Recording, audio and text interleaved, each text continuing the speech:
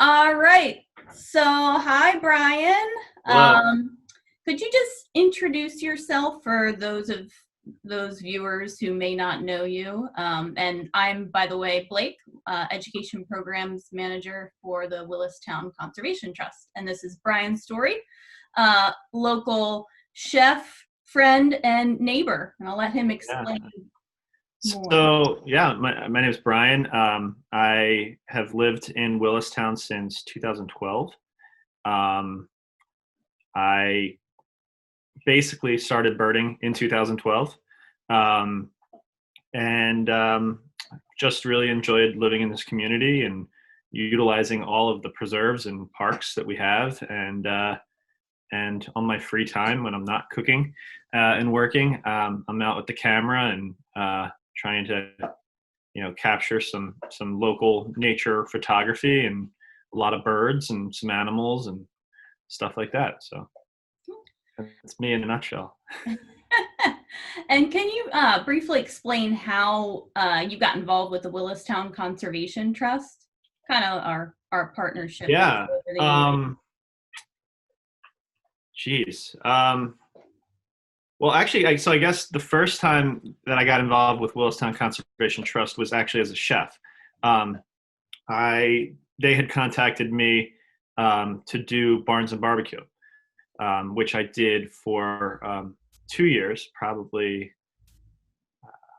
2014, 2015, maybe something like that. But yeah, so I did that for them and did a couple other dinner parties and fundraising events and stuff like that. And that's how I first kind of got into it. And then from there, I've just participated in, different things here and there and still help out, still do some fundraisers and do some trust events through the new Rushton Center. And it's been great. Yeah, well, we're so excited once the Rushton Conservation Center gets started with events again Yeah. after all the COVID-19 stuff. We can't wait to have you back because Yeah, I can't wait.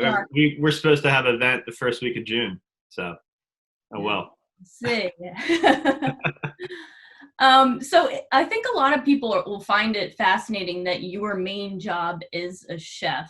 You don't hear many headlines, chef goes birding, So I think it'd be interesting if you just sort of explain what your typical day is as a personal chef. And then so your different day during quarantine birding. Yeah, so what my day is during quarantine or prior to quarantine? Prior, and then we'll go during. Sure. Well, prior to COVID-19, a typical day is, I'm out with the dog, between 7 and 9 in the morning, and then I'm on my way to work. I work in Haverford, and I'm typically at work at least 5 days a week, if not 6 or 7, between 10 and probably 9 o'clock at night. And then in the summer, I commute. I work up in Long Island, so I'm up there 4 or 5 days a week, and I come home usually late Sunday night, have Monday and Tuesday off, which typically I'm out and about birding and hanging out in the parks, and then I'm back on the road and back up to Long Island Wednesday morning. But now that COVID happened, I had a big spring because I've been working from home, and I've had the ability to get all my work done and have half a day or a whole morning or skip out early and do a whole afternoon of birding almost every day. So it's been kind of great. Yeah. Awesome. So being quarantined kind of fueled your passion, or did it sounds like you were birding a lot before too. Yeah. It's not like quarantine made you a birder, but it definitely fueled the passion maybe. Yeah, it fueled the passion. I mean, I guess when it all went down, the first reaction was most parks were closed. Right. So like Ridley Creek was closed. I mean, Valley Forge is still closed. and I would go to Ridley Creek all the time. I'm an avid runner. And so the moment Ridley closed and there was nowhere to run, I started kind of running in our backyard, which links up to other properties and stuff. And then, God,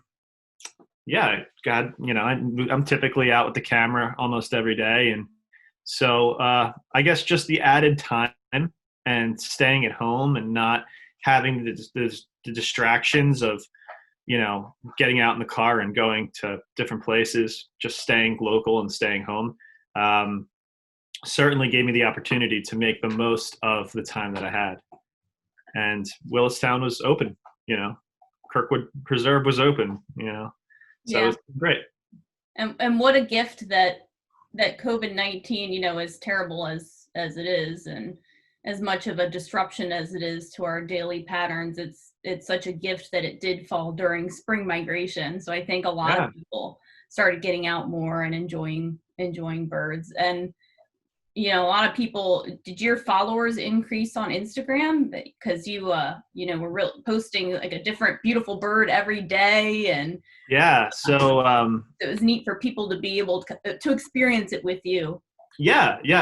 People definitely kind of latched on. I probably gained maybe 20 new followers, and I feel like they all live in the community. I think they're all local, and everyone really sort of appreciated it, and the feedback's been great. So I had fun with it.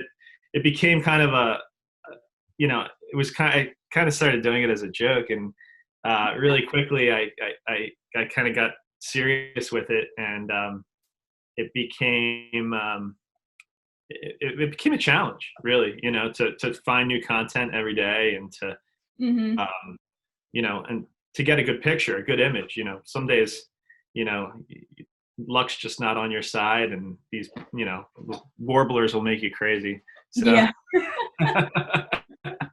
but it's been cool. Awesome. And before we start looking at the beautiful pictures of your birds, I think birding is an overwhelming hobby to a lot of people. It's hard to get started because there's equipment and you don't know where to go to see the birds, and if you're not tuned into the songs of the birds, it's hard to find the birds and all that. So who did you have a mentor that started you with birding, or what initially fueled this passion? I know it was long before COVID-19, but was there something that hooked you or helped you get into it? Sure. There are two things. Really, I started because of my passion for photography. There's only so many images of trees or skylines and old barns and stuff that you can do. But challenging shooting wildlife, especially birds, is really challenging.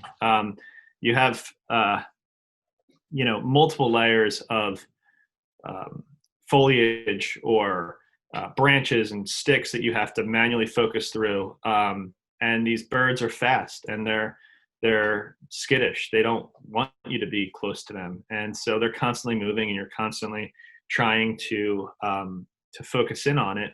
And that really helps kind of the muscle memory of just being in tune with yourself and the camera and the lens. And so for me, I started doing it as an exercise, just to become a better photographer. But it really all started when I moved to Willistown in 2012. And there's two reasons behind that. First, my lovely girlfriend's family, they're all birders. Her grandfather was a serious ornithologist, and that kind of trickled down to her father, who is a great birder, and they had a fantastic property here in Willistown that was really magical when it came to birds. So moving here in 2012, that kind of opened my eyes to things. The other thing was we moved into a great little house off Goshen Road, and it was walking distance to Kirkwood Preserve. Right. And that year, I put out a feeder trying to get purple finches to the feeder, and we never got purple finches. But that year, we got a ton of incredible birds. One of which was the dick siskel, and you know, I thought it was wild because when we reported it, all of a sudden we had like 15, 20, sometimes 30 birders showing up in our driveway with scopes and cameras, and I thought it was ridiculous, but I now understand. Yeah. But having that memory and having that happen to us, and then over the course of that year, we had a nesting pair of red-shouldered hawks that were right outside of our bedroom window. We had northern harrier going across the fields. We had common nighthawks every night. We just had all these cool, memorable experiences through birds. And,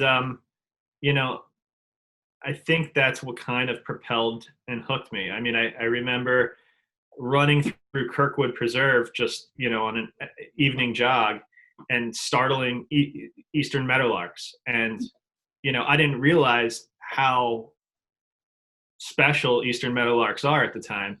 And I took that for granted at the time. But, all those kind of life experiences in 2012 kind of really propelled my interest in not only the neighborhood, but also into birds. Very, very cool. Yeah, I always say that when you start tuning into birds, it just kind of adds this whole other dimension to your life and allows different ways of seeing joy, experiencing joy every day. It's just like locking into another dimension. So Yeah. I always tell people that it's great to get into birding, especially if you have any, loneliness, sadness, any of that stuff that people may be experiencing now. I think birding can really, really be transformational. So, going through this spring migration and COVID and all that stuff, one of the things that I kind of thought back on is birding is like, every kid enjoys like a scavenger hunt or an Easter egg hunt. Right. And birding is like one big scavenger hunt. Whether you're keeping records of what you're seeing, or whether you're tracking different things, or whether you're even keeping up on daily reports and who's been seeing what. After a while, you're kind of you're constantly going after new species and new birds, and it becomes one big scavenger hunt. And, I hate to say that, it's competitive, but we all have a competitive drive. And even in a time like this where, the world kind of slows down and stops, it's definitely been fun to get out there and kind of get after a great big scavenger hunt and find that needle in a haystack. Cool. And so that reminds me, so did you participate in eBird? Did you, how did you keep track of the treasures that you found besides your photos? Are you an avid eBirder? Yeah. So I'm an avid eBirder, and I belong to a few like social media, Facebook kind of clubs and pages, whatever. Mm-hmm. And member of the DVOC, the Delaware Valley Ornithological Club. And yeah, so basically through eBird, I get daily emails of rare birds in Chester County and in Delaware County. And I also kind of keep track of what I've had and what I need for my year list. And kind of shoot from there. The first couple of weeks of COVID, I really didn't want to use the car or travel. So I really just focused in on birding in Willistown. Mm-hmm. And as things have kind of opened up and, you need specific birds. I've started venturing off and traveling more and doing more parks of Chester County just to try to get, this bird or that bird, some, shorebirds and waterfowl that we don't necessarily get smack dab in Willistown. But eBird has been a great asset, a great tool.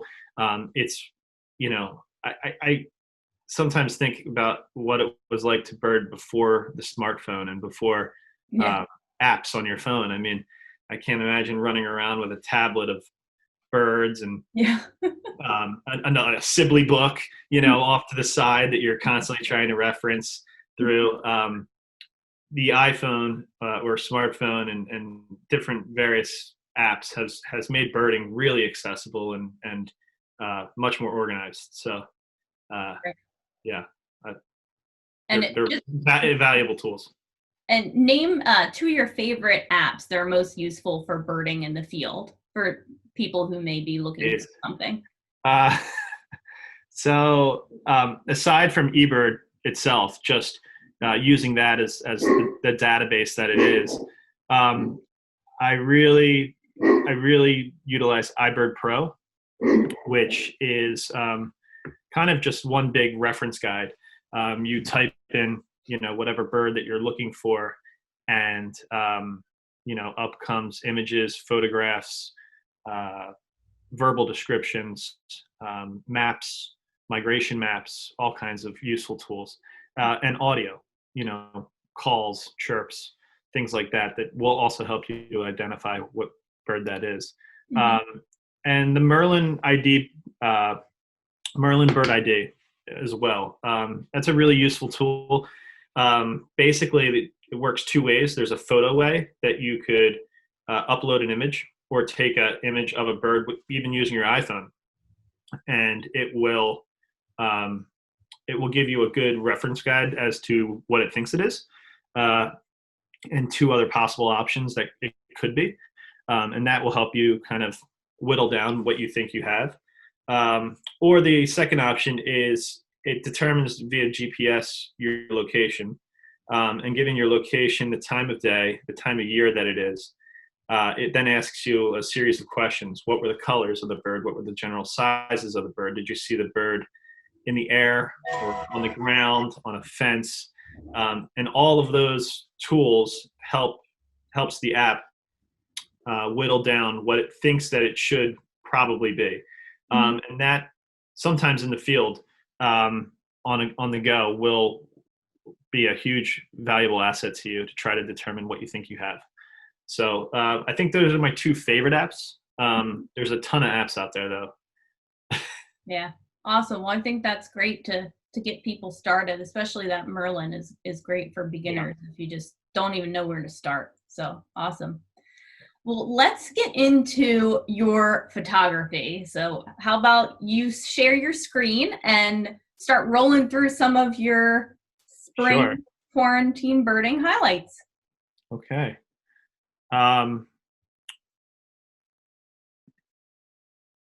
So what I tried to do was I tried to make it chronological. So I started in late March. In late March, migration had really just slowly been starting. And so this first image is an image of a tufted titmouse, which is not a migrant. We have them all year long, in and along our woods and kind of on the edges of our woods. And this image was taken at Kirkwood Preserve in probably around the third week of March. But I just, I thought it was a great image. I really think that these birds are super cool with that huge, massive tuft of feathers on the top of their head. They're just a fun bird. So I wanted to start us off with that. I had an ornithology teacher professor in college who said that their stomachs, like that white and cream combination, reminded her of the Cadbury cream egg around Easter time. Yeah. Very cool. All right, so let's get into migration madness. one of the first warblers, actually the first warbler that passes through here, along with pine warbler, is the palm warbler, and that's this guy right here. I took this picture on April 2nd in Kirkwood Preserve. As you can tell, the foliage is not around yet. The trees are just starting to bud. And here's another guy, palm warbler. And so this is a great time to bird. As like before the foliage starts to creep in, you can see birds much more easily than you can now.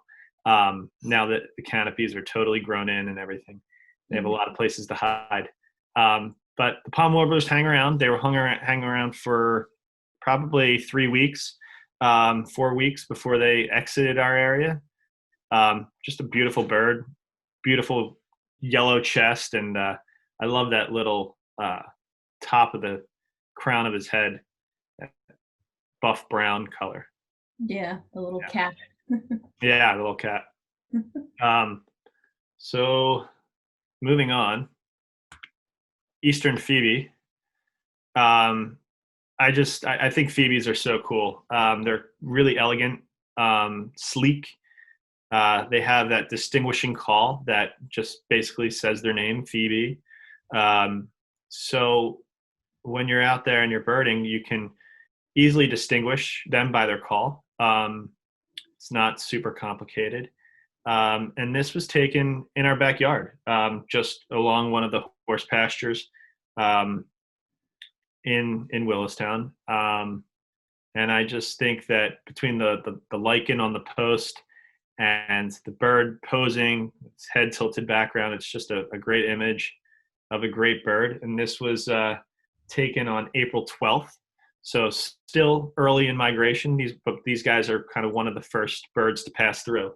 And these birds, they don't actually pass through. They do come here to nest and to spend the entire summer. So. And some of these will nest quite close to houses. Sometimes people will get them on like lamp posts or under bridges, or they seem to like being near humans. So this is one a lot of people probably have seen. Yeah, fairly common. And this guy in general nested in a barn behind our house, so really close. All right. So I love chipping sparrows. To me, they're kind of like one of the soundtracks of summer, is what I would say. They have that distinguishable chip, that rattle that you hear kind of all summer long. They love this area because we have a ton of open fields and a lot of tall pines, and that's perfect habitat for them. They love to nest in pines. They are an early spring arrival, and they hang with us through the summertime. I remember this picture was taken on, again, April 12th, and around that time, we had hundreds and hundreds of chipping sparrows behind our house. Now we don't. Now we have maybe a dozen or so. The big push has moved on, but these guys are they're here to nest. They're here to hang for the summer before they go back down south. I love their chirp. They're probably the smallest sparrow that I can think of. They're just a generally cool bird. And Brian, you mentioned their distinctive call. Do you, for finding birds, do you feel like you use your eyesight more, or are you more tuned in to audio? So like for me, I'd say over 90% of my birding is just from hearing and knowing the calls, and I often don't see them. But I was wondering how it is for you. So I would like to think of myself as an amateur birder. I have a lot to learn, and the calls are the most challenging for me to learn. At this point, I'm probably 50-50. in terms of like more complicated migratory birds, warblers and stuff like that, I know about half them. Um, and but I do rely on my eyes for about 50% of the time. Walking around, walking the dog, I could probably pull 20 or 30 species just via call, via sound. But there's I know some birders that are they just know every gosh yeah they know everything, and they could just they could pull 50, 60 species out just by the birds vocalizing. I'm not there yet. Well, you're definitely there with your photography. That's not amateur. What kind of camera are you using for any photographers that may be listening? Yeah, so I was a Canon guy forever and ever and ever, and within the last 2 years, I made the switch to Sony mirrorless.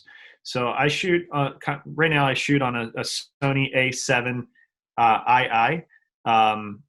It's a pretty serious camera. It's about 42 megapixels, full frame, and the lens that I use is a Sony FE 100 to 400 millimeter.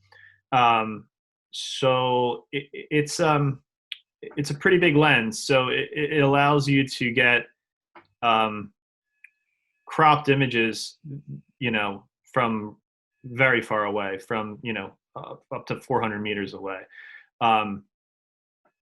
But overall, it's a smaller, more lightweight camera than a lot of the bigger Nikon and Canon DSLRs that are out there, and the technology has just been great. It's super fast. Yeah. The processing speed is really fast. It's incredible how close it seems that you are to the birds. So do you also use this camera kind of as your binoculars, or are you actually are you walking around with this big camera and binoculars? Yeah. I definitely use binoculars as my number one tool. To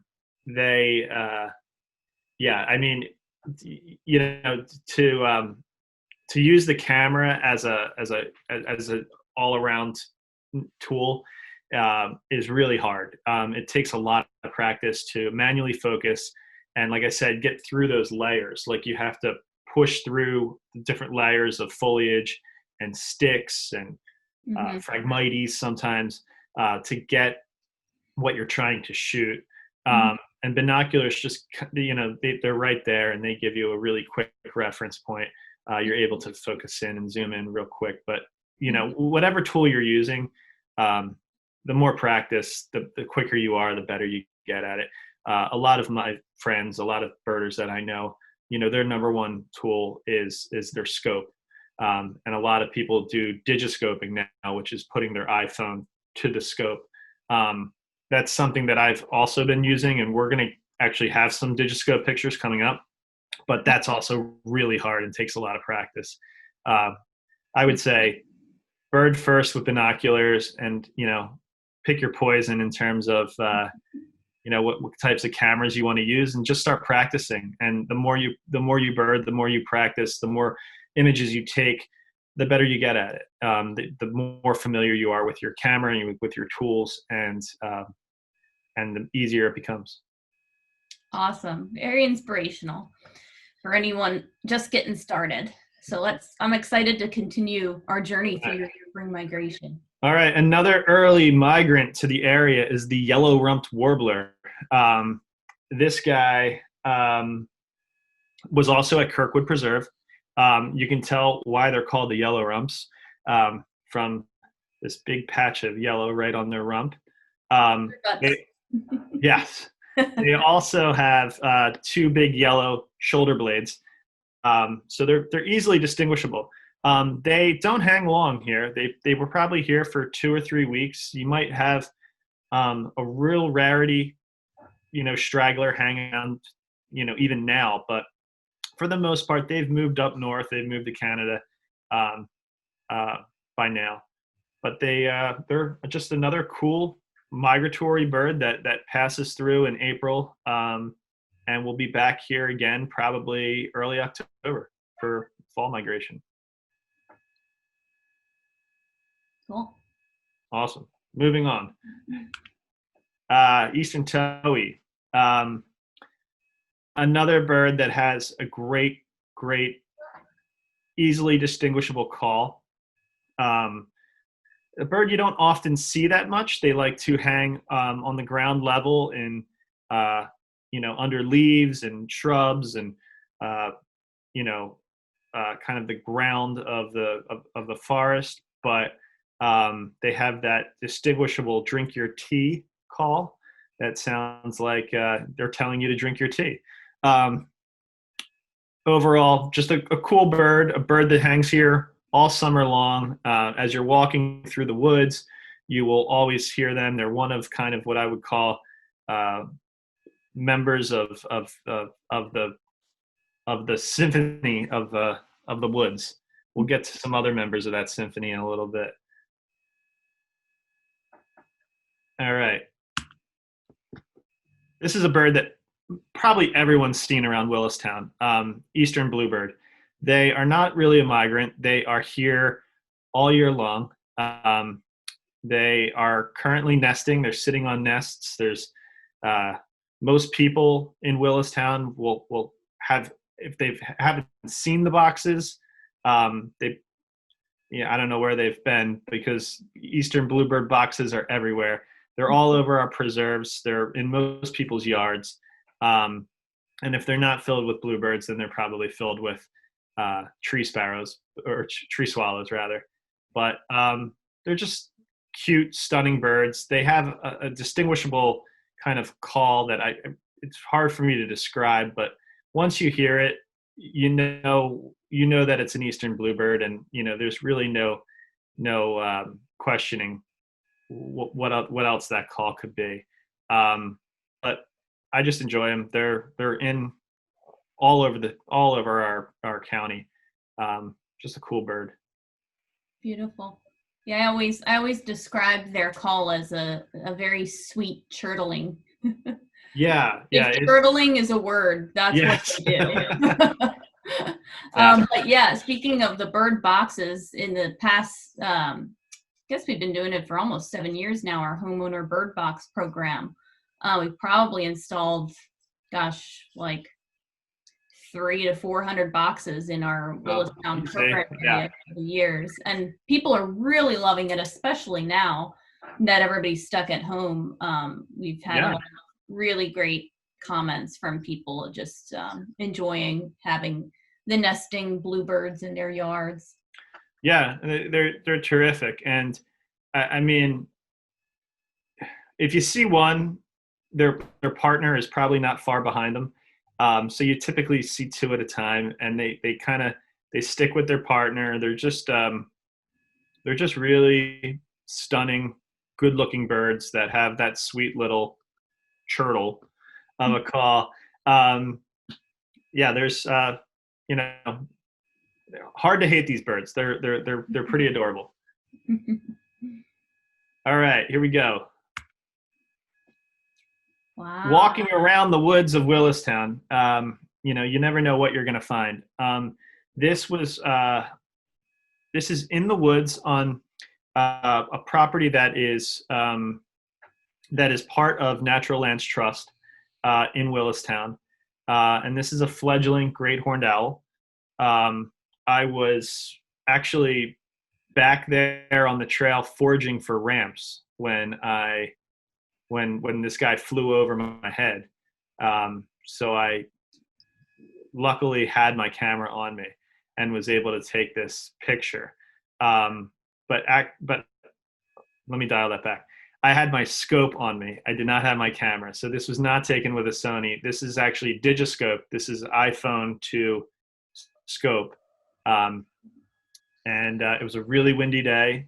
The bird was kind of clumsy. So luckily he, finally found a branch to perch on and kind of hung tight for a while and was able to get some pretty good images of him. So that was cool. All right. So now getting back into crazy warblers. the yellow warbler, this is now pushing through mid-April. We're now into April 23rd. I took this shot. And you can see now foliage is starting to come in. And so as the foliage comes in, it's just another layer that you have to work around and work with. But with that being said, it's a layer that for photo images adds a lot of depth and adds color. And so kind of it's a secondary pop to what your primary focus point is, which is great. Yellow warblers are here. They are a migrant that actually nests here and stays here for the majority of the summer. So you can go out and enjoy them today and next week and the week after next. They're everywhere right now. Kirkwood Preserve, Okahawking, flooded with them. They're everywhere. They have a kind of a distinctive call that I like to say is like sweet, sweet, I'm so sweet. Yeah, if you hear that, if you see a little bright yellow, flash across your eye, it's most likely a yellow warbler. They're frenetic. They bounce around. They move pretty quickly, and they're tiny. They're one of the birds that when you're trying to photograph will make you go crazy, but they are just, man, they're stunning.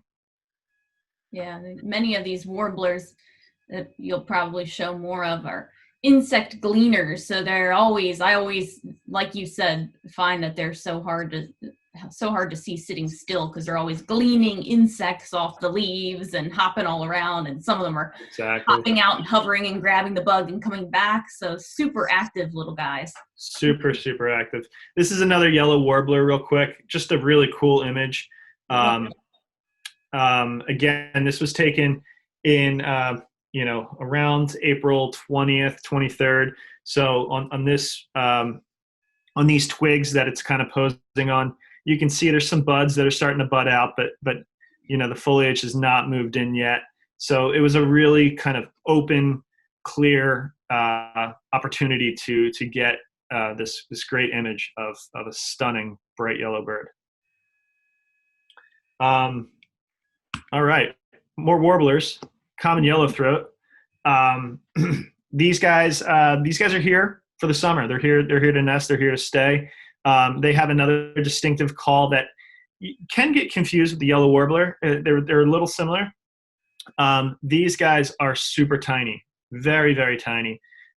They like to, for the most part, I always find them low-lying in shrubs, in undergrowth.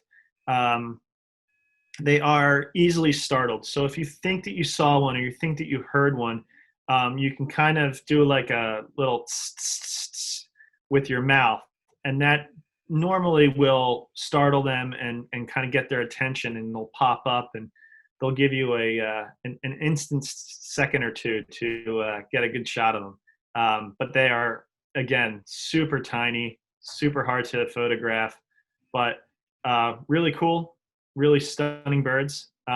It's just amazing that these tiny, tiny birds can, move in all the way up here, fly from, Ecuador and Central America and Western Mexico to get here to nest. It's pretty remarkable. I guess for reference, Blake, what would you say? What would you say there's the size of a common yellowthroat is? Little larger than a golf ball, Yeah, I like chickadee. Like most people know the chickadees. I think it's about the size of a chickadee, just a different body structure, but about that size. Yeah, cool birds. I love the black patch over the eyes. But yeah, get out there.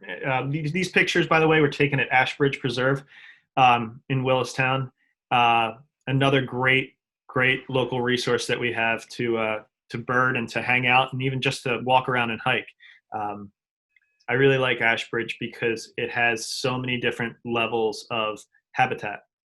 You can walk along the creek and get everything from shorebirds to kingfishers and see hawks and foxes and all kinds of stuff in the open kind of flats there. And then all of a sudden you walk into deep deciduous woods and you have tons of woodpeckers and raptors and owls. It's a great place.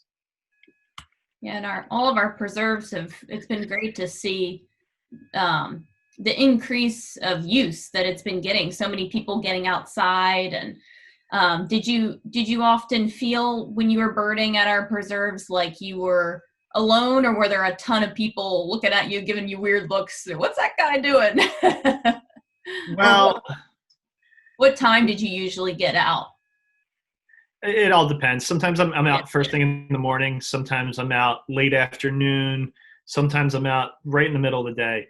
I would say this. I would say most of our preserves, even if the parking lots look full, they're so large that you generally don't come across many people.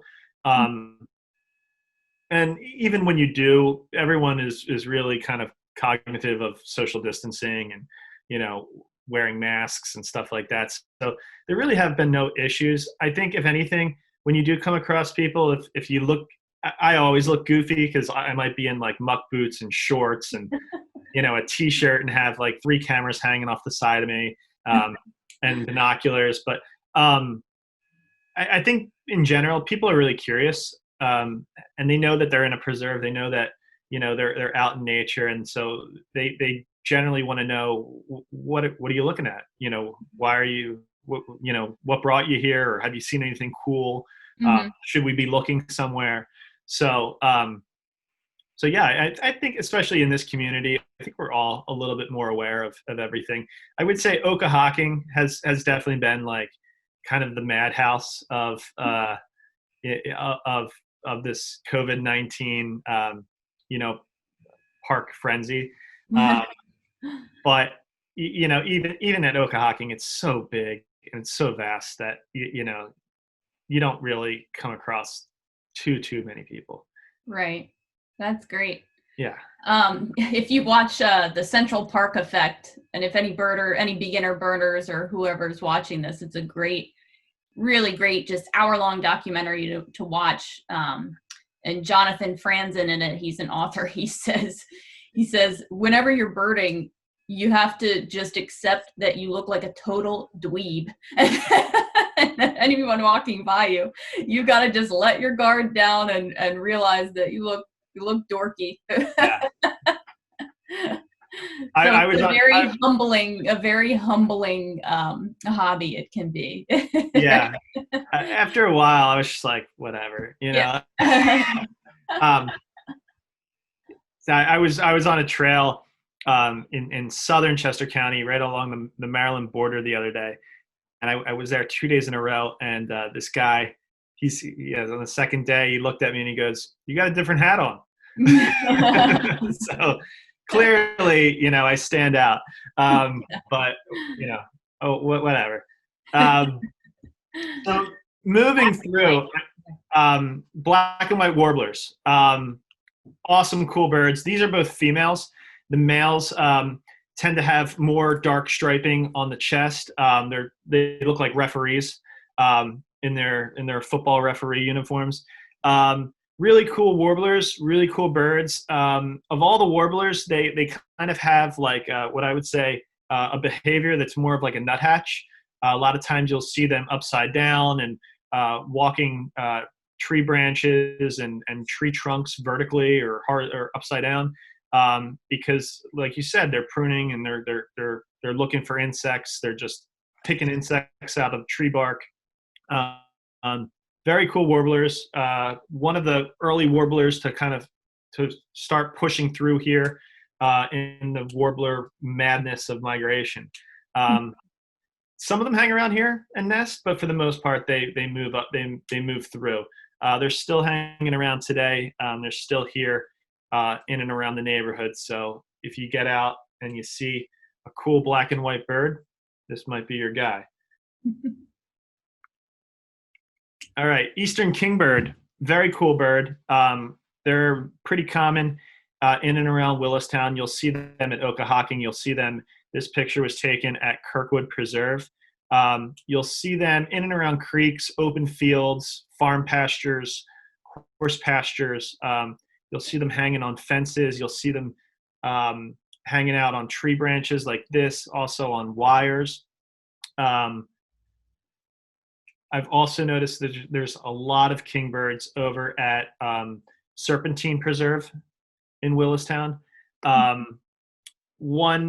kind of look like they can be confused as a swallow, but what I would say is this distinguishable kind of white lining of the tail feathers is kind of what gives them away. I think they're awesome, cool birds. They kind of make some cool sounds as well. But I just love how he was kind of staring at me, like wondering what the hell I was doing. I was probably dressed really wacky at the time. More cool birds that are kind of here to stay for the summer. You'll see them in all of our preserves, but this one was taken at Kirkwood. Baltimore Oriole. Awesome, loud call, distinguishable. You'll see patches of yellow and orange kind of buzzing through. Right now they're chasing each other. They're mating. They're building nests.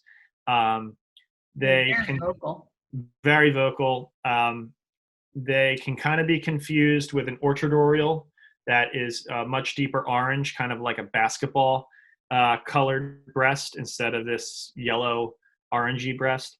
But no matter where you go, you'll see them. Okahawking, Ashbridge, Kirkwood, Rushton Farm. They are here. They're here in the masses. They're here to stay. They're just so colorful, really cool. Not as tiny as a warbler, larger, more like a robin-sized bird. One of my favorites.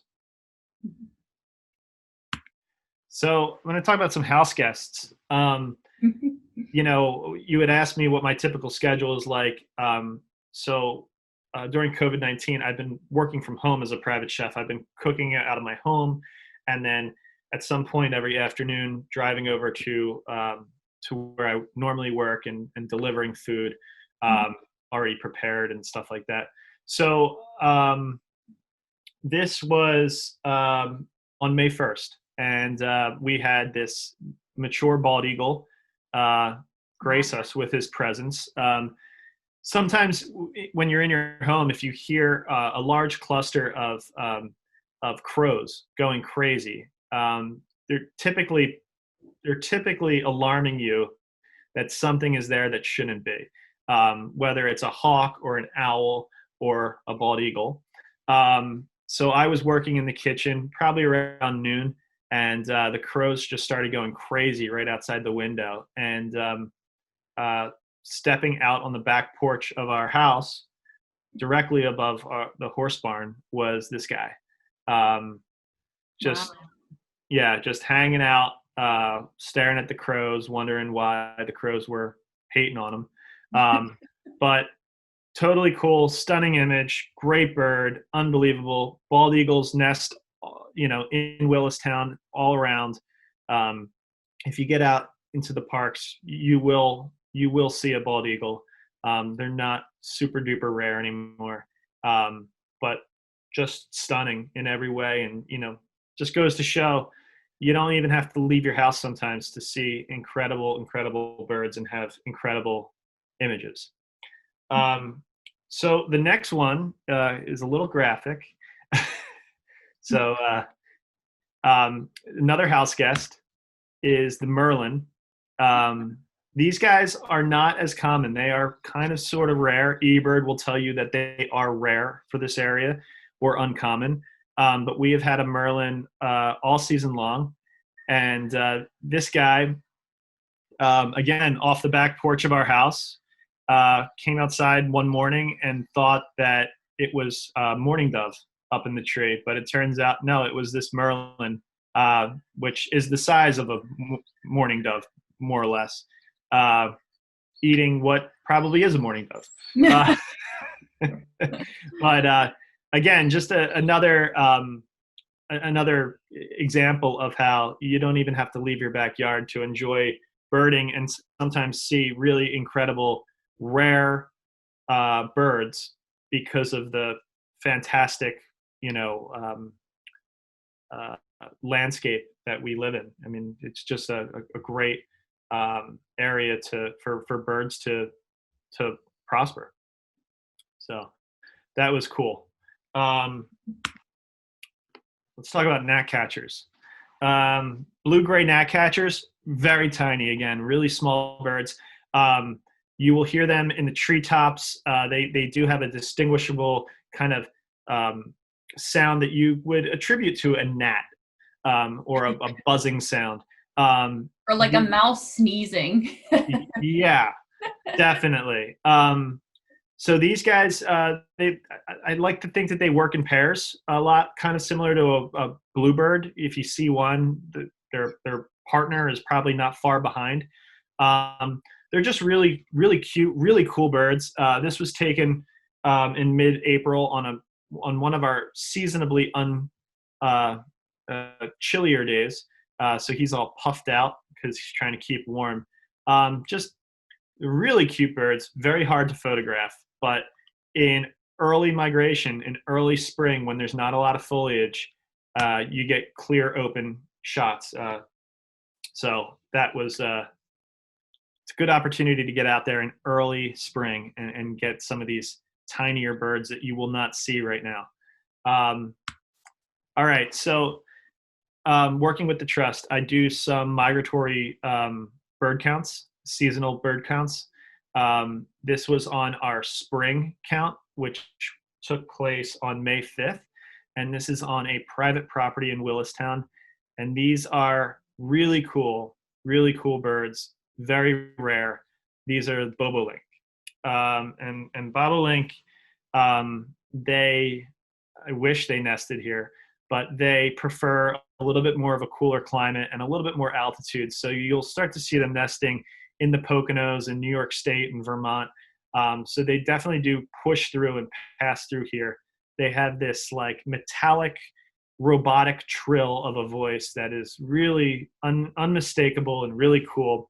They can be kind of loud and obnoxious, but they are a special bird. They are kind of a threatened and endangered bird. But it's really cool to see these birds passing through Willistown. Yeah, they need wide open grasslands. Even our grassland preserve Kirkwood doesn't offer them the big expanse of grassland that they need. But they're definitely great passerbys to see. For sure. All right. So spotted sandpiper. Just because we are not on water doesn't mean that we don't get shorebirds and water birds. This was taken at Kirkwood Preserve, of all places. These guys are passing by, and it's just, it's cool to see our habitat, attracting so many different diverse species of bird. Where did you see that one? Kirkwood. Oh, wow. Beautiful. Yeah. Close to the creek. Sometimes the fields there kind of flood. As you see, there's definitely a good amount of flooded water there. And that was taken on May 9th. So pretty cool. Also on May 9th, also at Kirkwood, Louisiana water thrush. These guys are they're a migrant water thrush warbler species that they are nesting here now. They are here. They're probably most likely sitting on nests, so they're not as vocal, and you're less likely to see them. But they moved in here in early May and have established nests and are breeding and are here. They're, aside from Louisiana water thrush, there's also another similarly common bird that's northern water thrush, but you can tell with the Louisiana with pink legs, it's kind of a telltale. Cool, pretty bird. You'll see them creekside at any of our preserves for the most part. More warblers. Magnolia Warbler on May 9th. This was taken also at Kirkwood. You'll see now we're into May. Foliage is kind of really starting to kind of push through. Magnolia warblers are probably a bird that is no longer around. They stopped here as a pit stop to eat some more insects before heading to Canada. But just really cool, really great colors, really great, contrast of colors. So I thought I would include that. This is a bad image of a black-throated blue warbler. This is one of the, I wanted to include some what I would call misses, because warblers are so difficult to take photos of sometimes. Between the layers of foliage, between your lighting, and between their colors, sometimes it's just almost impossible to get that perfect shot. But black-throated blues are called black-throated blues because they're all black in the throat and in the face, and they have blue on top. And in a minute, we're going to get to a really tricky bird, which makes birding sometimes difficult, because the female black-throated blue could be anything. You'll see. My favorite bird is a barn swallow. Some people might think they're pests. You'll see them all throughout Willistown. If you have eaves or underhangs or front porches, back porches, or barns, they might be a pest to you because they're nesting on your house or in your barn. But these guys will eat hundreds and thousands of insects a day. The reason why they're buzzing around in our backyards and over our horse pastures is because they are just collecting insects. I think that they're really cool, fascinating birds. And another really tiny swallow species that migrates and travels here to nest here and to breed here from thousands and thousands of miles away. Just pretty cool. Field sparrow, another really cool bird. This was taken at Serpentine Preserve.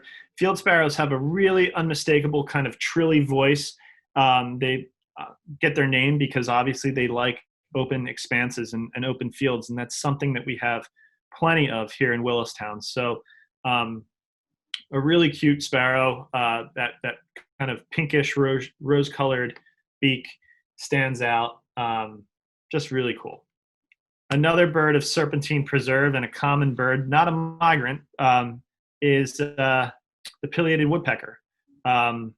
Really cool bird. You never know when you're going to find one or see one or stumble across one. And this was just walking along the trail in Serpentine, and this guy was working the ground, pecking away at the wood.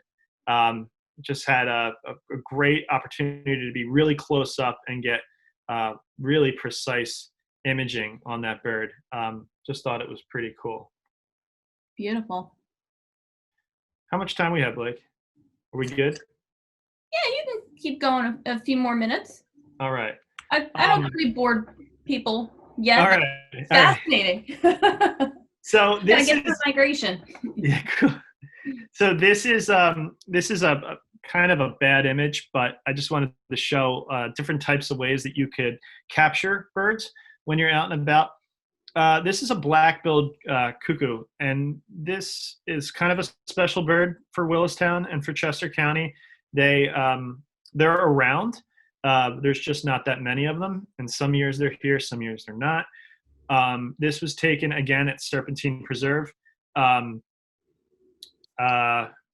He was really far away, kind of up in the treetops. You can tell that now we're in the mid-May and the foliage is really coming in. This was taken with my field scope on a tripod with my iPhone up to the scope. So it's an iPhone image through the scope. But you can kind of, it's hard to tell, but you can see the red eye that they have and the black bill. You never know what you're going to find when you go out on a hike. So I just thought that was pretty cool. One of the members of the Wooded Symphony or orchestra that I was talking about earlier is our wood thrush. This time of year, walking through the woods, you'll hear that constant trill and symphony of the eastern towhee, the wood thrush, ovenbirds, veery. these guys are not often seen, but often heard. They have kind of a beautiful flute-like um, song that is unmistakable, and is you'll hear them in any dense, deciduous, wooded area.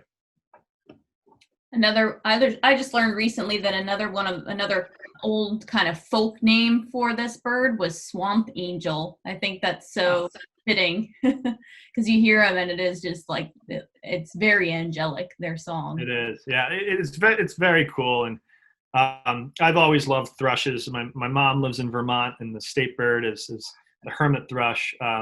They're just really cool. Angel's a good way to put it. Angels of the woods. So it's spring, and spring is a time for breeding and nesting in Willistown. And these are two fledgling red-tailed hawks on a nest kind of behind our house, actually. This is on private land, but is part of Natural Lands Trust. You never know what you're going to find when you go on a walk. And walking through some of the trails of Willistown in early spring, I noticed that these red-tailed hawks were really agitated and really, alarmed whenever I would walk through the trails. And so, lo and behold, you keep your head up, and once in a while you'll find something cool, and found this nest, and then just kind of periodically came back and kept checking on it, and eventually, we got some fuzzy heads to pop up. Mm-hmm. So, nature can be really freaking cool, and this was taken. Lost my notes. This was taken around mid-May. It was May 15th. And so here we are now, a couple weeks later, and these guys are testing their wings now. So they are kind of hopping out of the nest and, taking their first strides of flight. They haven't left the tree. They haven't left the nest yet, but they are definitely growing and getting stronger day by day. So it's pretty cool. One of the most beautiful, stunning birds that you will see on our treetops right now, and for the most part all summer long, is Scarlet Tanager. Again, this was taken mid-May, so you can see the foliage is starting to creep in and crop in. So you have to work through the layers in terms of manually focusing to try to get images like this. Scarlet Tanager are just they have a beautiful, loud song. It sounds somewhat similar to an American robin, but when you hear it, you unmistakably know that it's them. This time of year, you're lucky to see them. They hang at the tops of trees. They're in with the foliage, but once in a while, they show themselves and they show their beautiful red imagery. This was taken at Okahocking Preserve in mid-May. And those guys nest. They nest in our Russian Woods Preserve. So if you go there in the summer, you'll probably hear them singing, but they're way up in the canopies, so you might not hear them. But I always describe their song to people. It's a robin with a sore throat. That's what it sort of sounds like. That's good. I like that. All right. This is another warbler. Sometimes warblers can be really hard to identify. This is actually a black-throated blue warbler that I showed a male version of earlier. And the male has a distinct black throat, black face, blue feathers on top, white breast. And the female, as you can kind of tell and notice, doesn't have a lot of coloration. It's kind of a pale olivey green. There's a little bit of an eye streak over the eye and a little bit of an eye ring underneath the eye, which can help you identify it. But this black-throated blue warbler, man, it took me for a trip. I photographed it for like 30 minutes or so, on and off, kind of chasing it, trying to figure out what it was. And so sometimes warblers can, not only trying to get pictures of warblers can make you go nuts, trying to figure out what they are can also make you go nuts. So I just wanted to throw that in there. Thank you. Red-eye Vireo. We have a few types of Vireo. Common Vireo that are in the area, that are here nesting, that will be here for the majority of the summer. Red-eye is one of them. This is a great image, but it's not a great image to show its red eye. But you can tell that they're red-eye Vireo because most likely, if you even see it with your common eye, you'll get that glimpse, that flash of red eye. This was taken only a few weeks ago. This was at Marsh Creek State Park on May 18th. But we have Vireo behind our house. You'll also hear warbling Vireo. Warbling Vireo sound like themselves. They are warblers. They're, warbling away, and you can totally tell what they are. They're smaller in shape and size, and now that the foliage has really started to grow in, they can kind of make you go crazy trying to find them. But if you walk along Kirkwood Preserve along the creek, you'll hear tons of warbling Vireo. You'll see red-eye Vireo, just another type of warbler species. They are working the trees, working the leaves, working the branches, trying to eat insects along the way. Flycatchers are another migratory species that has moved in and are really predominant right now. You can hear and see a lot of flycatchers in the neighborhood. This is an Acadian flycatcher that I took last week. They're cool, and they have this kind of raspy, kind of chip alarm that lets you know that you are getting close to them. And they're pretty easy to see because they like to hang at the tops of bushes and trees. They kind of like to pop their head out to keep their head on guard. So flycatchers are another cool migratory species that you can enjoy now, and you can enjoy into the summer. It's another Acadian flycatcher right there. American Redstart, one of my favorite warblers, one of my favorite birds. They're just so beautiful.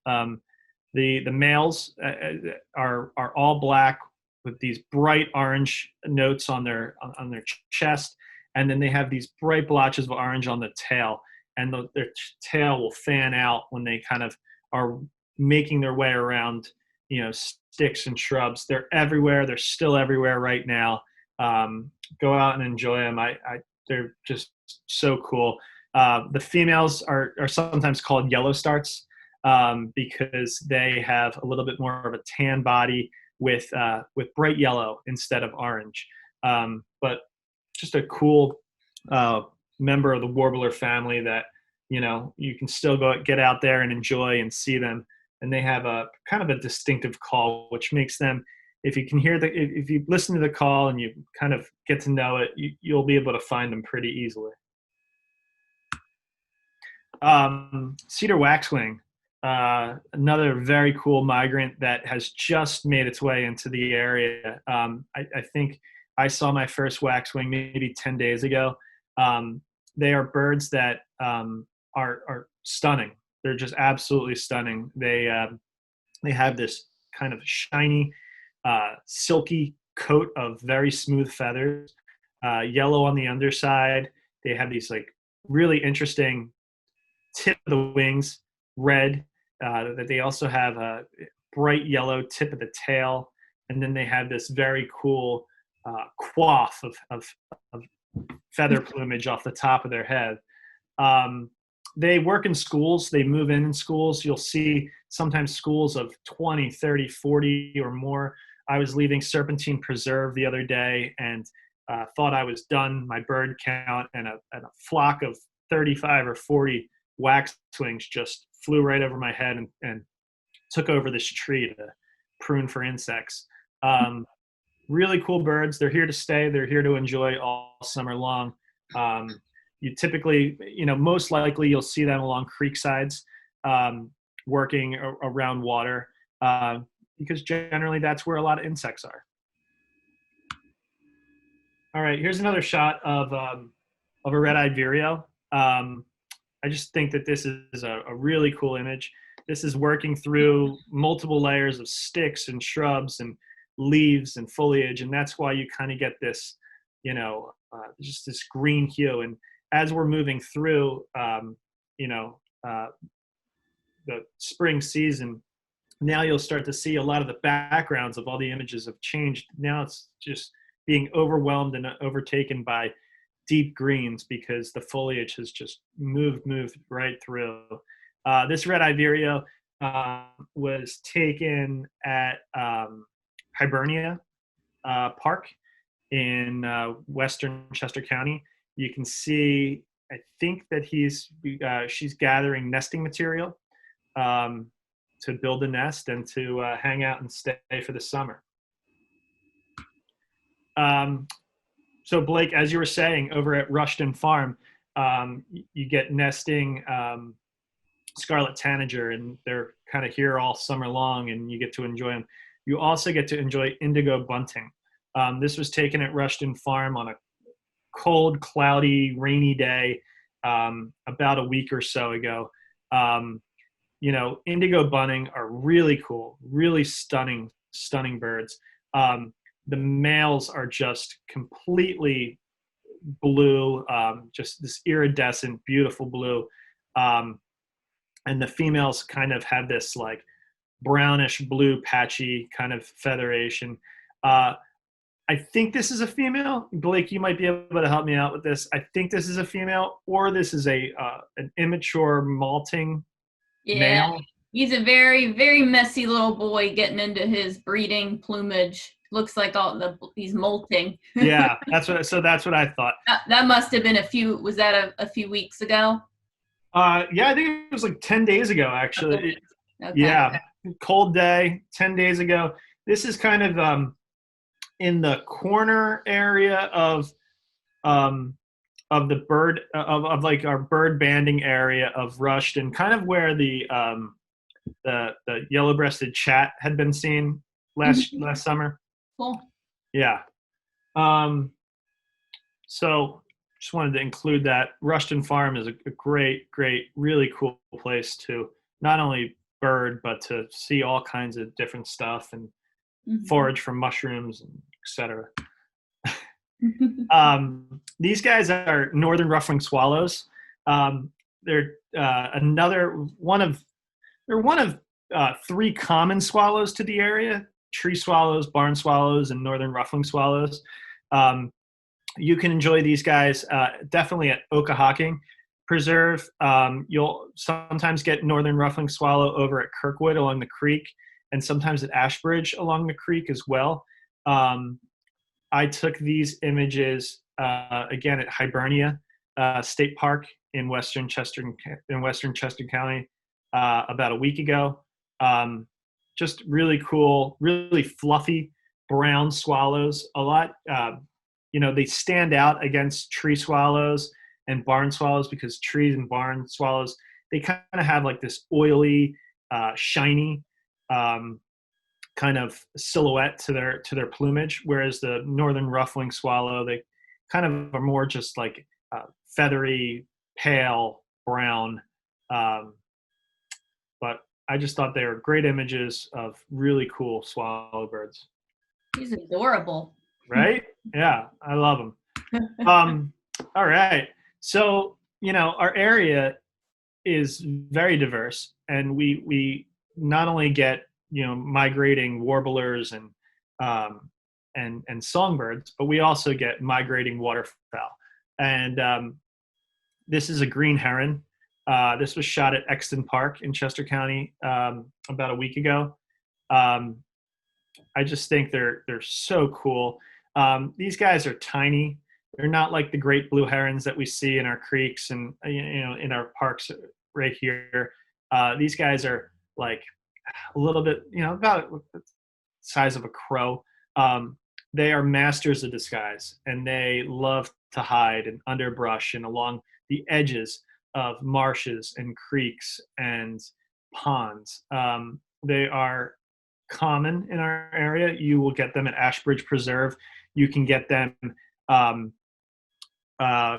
possibly in the marshy area at Serpentine Preserve.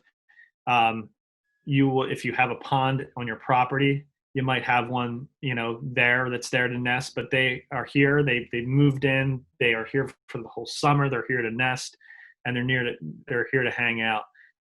Sometimes also I like to go up to Reservoir Road. There's like a little dam that's right over there, and it creates an interesting habitat for shorebirds. You can get great egret, snowy egret, green heron, black-crowned night heron over there, as well as great blue heron, and there's ducks and waterfowl. So it's an interesting place. You'll also get sandpipers, least spotted, semi-pileated, killdeer all over there, and so it's a nice little space that's in our backyard that we can kind of go and enjoy some shorebirds and some waterfowl. Cool. All right. So like the swallows, these are purple martin. And purple martin, for me, they're one of those birds that that I just don't see that often. They're not all that common anymore, unfortunately. They are a bird that is on rapid decline, and they're stunning, beautiful birds that are in the swallow family. And for some reason or another, they seldomly nest here anymore. This is at Sugartown Strawberries.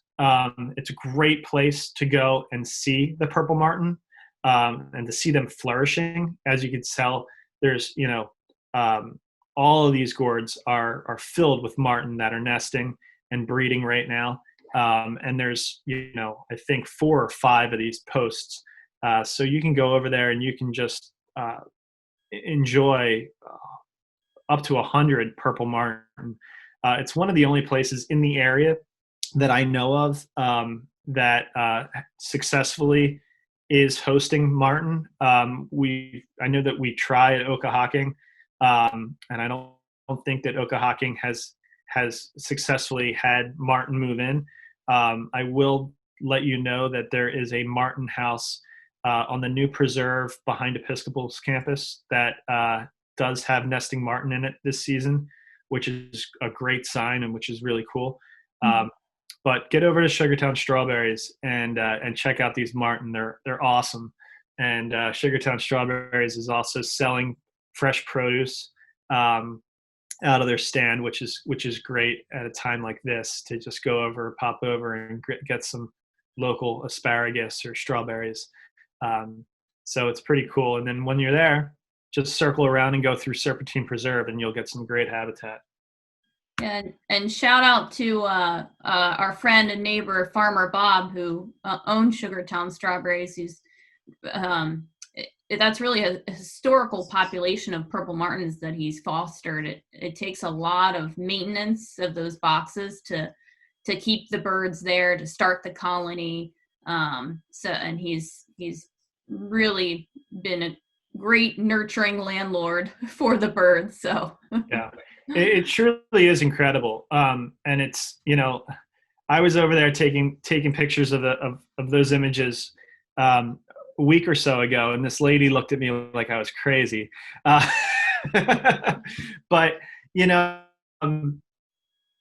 there's just not that many places that you can go and see a colony of that size of purple martin. It's something that used to be really, really common, 20, 30 years ago. And unfortunately, it's a bird of rapid decline. And it's really, truly special that Farmer Bob and Sugartown Strawberries has that going on over there. It's awesome that it's in our backyard. Again, it's Serpentine in Farmer Bob's backyard. Spring is a time of nesting. Spring is a time for breeding. This is not a migrant. This is a year-long favorite of mine, and that's our little cute Downy Woodpecker. This is a fledgling Downy Woodpecker that has recently that is now growing up. But I stumbled upon this nest the other day and You know, Mama Woodpecker was out foraging for more food, and little baby Woodpecker was popping his head out of the hole, wanting more food. So pretty cool. All right, so I am wrapping up with images, but I just wanted to kind of say real quick, you know, now that migration is kind of dwindling and slowing down, and you know, we're feeling like, you know, it's coming to an end. I was feeling that way this past weekend, and I was walking through Serpentine Preserve, and I had kind of had a down day because I thought I would have had a bunch of warblers and a bunch of different migrant species, and I had missed out on a bunch of different opportunities that day. But just when you think that, you know, you've had a down day, and you're not seeing the birds you want to see, you know, you never know what you're going to see. And this is a prairie warbler. Prairie warblers have, to me, one of the coolest songs and sounds of any bird out there. It is like, the best way I can describe it, it's like the Jetsons rocket ship taking off, like charging up and shooting out. This was walking along Serpentine Preserve the other day, and I just heard very faintly that of the rocket ship taking off, and this guy was more than willing to kind of come out from under the shrubs and brush and show himself and be available for a few shots. And that's an awesome shot. Is that your grand finale then? Your grand finale moment of this spring? Very close. Very close. It's not we should have made it the grand finale, but yeah. So you never know. Like just when you think that, you know, migration has ended and, you know, all the great birds have kind of come to a close, you know, you get rewarded nice surprises. So just other birds of Chester County in spring, talking about rewards and surprises, and talking about crows alarming you to things. This was walking along a trail the other day. You know, before the crows had alarmed me to his presence, I just saw this big mound on a tree branch from across the creek, you know, 200 yards away. And I thought to myself, that's too big to be anything natural. But lo and behold, it was this great, big, mature, great horned owl. And you just never know what you're going to find when you get out and enjoy some natural space. So that was a nice little pleasure. And, you know, sometimes we don't all get great images. This is the last shot that I have to share with you guys. This is a bird that I love.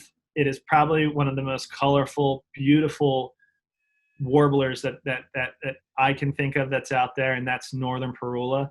And this is one bird that has tortured me all spring.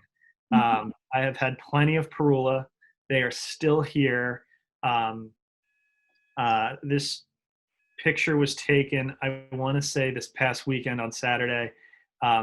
This is the best image that I've been able to capture of a northern parula, because they have tortured me all season long. I just, all I want. Nemesis. Everyone has a Nemesis bird. Yes.